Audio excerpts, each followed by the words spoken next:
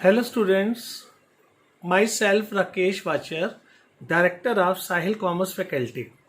Name of chapter Fundamental of Partnership, Basics Class 1. बेटा इस class में हम फंडामेंटल्स की कुछ थ्योरी और कुछ बेसिक्स क्लियर करेंगे। 11th में हमने फाइनल अकाउंट्स किए थे। फाइनल अकाउंट में पहला अकाउंट प्रिपेयर किया था ट्रेडिंग अकाउंट, उसका जो नेट रिजल्ट था वो था क्रॉस प्रॉफिट। फिर हम नेक्स्ट अकाउंट प्रिपेयर करते थे P&L, उसमें हम कैलकुलेट करते थे नेट प्रॉफिट। वो जो था वो था प्रोप्राइटरशिप। अब हम स्टार्ट करने जा रहे हैं पार्टनरशिप। पार्टनरशिप में जो हम प्रॉफिट अर्न करते हैं वो प्रॉफिट हमें पार्टनर्स में डिस्ट्रीब्यूट करना है। अब प्रॉफिट जब पार्टनर्स में डिस्ट्रीब्यूट करेंगे तो डिस्ट्रीब्यूशन ऑफ प्रॉफिट को हम कहते हैं एप्रोप्रिएशन ऑफ प्रॉफिट। तो इसलिए P&L के बाद उसका नेक्स्ट अकाउंट बन जाएगा profit and loss appropriation account.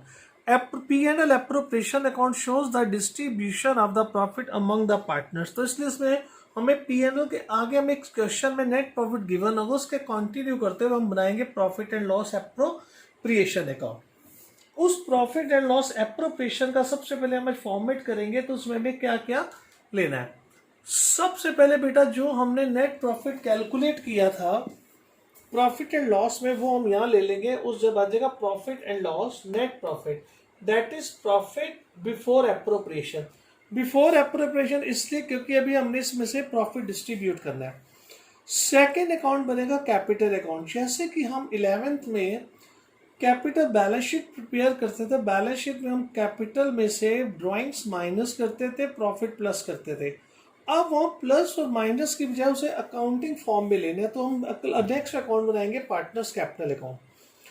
Capital जो है वो फॉर्म के पॉइंट ऑफ व्यू से लायबिलिटीज है, तो इसलिए इसकी जो ओपनिंग कैपिटल है वो बन जाएगा बैलेंस बीडी। बैलेंस बीडी इसलिए बनेगा बच्चों क्योंकि जो हमारा ओपनिंग कैपिटल लायबिलिटीज का ओपनिंग बैलेंस हमेशा क्रेडिट में जाता है और एसेट्स का ओपनिंग बैलेंस हमेशा डेबिट में जाता है। तो इसलिए बच्चों इसमें हम लेंगे बाय बैलेंस बीडी या और कैश अकाउंट। दो चीजें क्यों लिखी? जब हमारा बिजनेस ऑलरेडी एग्जिस्ट करता है, पिछले साल की कैपिटल को हम बीडी लिखेंगे। मान लो इस साल हमने बिजनेस स्टार्ट किया तो उसको हम लिखेंगे कैश अकाउंट। तो अब ड्राइंग्स को, अब ये क्रेडिट बैलेंस है तो टी शेप ऑफ अकाउंटिंग में हमने करा ही था कि क्रेडिट बैलेंस है तो इंक्रीज करने के लिए वो क्रेडिट होगा, डिक्रीज करने के लिए डेबिट होगा। तो ठीक है, यहां सबसे पहले याद कर लो बेटा प्रॉफिट किस अकाउंट से आ रहा है? प्रॉफिट एंड लॉस अकाउंट से। Opening capital balance BD, started off the business है तो कैश अकाउंट। ड्राइंग्स डेबिट, क्योंकि हम ड्राइंग्स को कैपिटल में से माइनस करते इसलिए डेबिट। और ड्राइंग्स कभी भी याद है P&L में नहीं जाती क्योंकि पर्सनल होती है। तो ठीक है बेटा, तो तीन आइटम है जिसकी सिंगल एंट्री करेंगे, profit from P&L account, opening capital और ड्राइंग्स।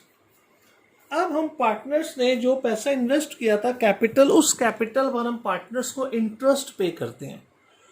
जब हम पार्टनर्स को इंटरेस्ट पे करेंगे, इंटरेस्ट ऑन कैपिटल, फर्म ने पार्टनर्स को अलाउ करा तो फर्म के पॉइंट ऑफ व्यू से देखेंगे तो फर्म के पॉइंट ऑफ व्यू से वो एक्सपेंस हुआ, ठीक है, और वो हमें पार्टनर्स को देना और पार्टनर्स के पॉइंट ऑफ व्यू से वो इनकम हो गया। तो इसलिए इंटरेस्ट ऑन कैपिटल P&L में डेबिट होगा और कैपिटल में क्रेडिट होगा। P&L में डेबिट इसलिए होगा कि फॉर्म के लिए एक्सपेंस है, डेबिट ऑल एक्सपेंसेस है लॉसेस। वहां क्रेडिट इसलिए होगा क्योंकि हमने पार्टनर्स के देना तो कैपिटल, पार्टनर्स का कैपिटल बढ़ जाएगा। तो फॉर्म के लिए एक्सपेंस होगा और पार्टनर्स के लिए इनकम हो गया।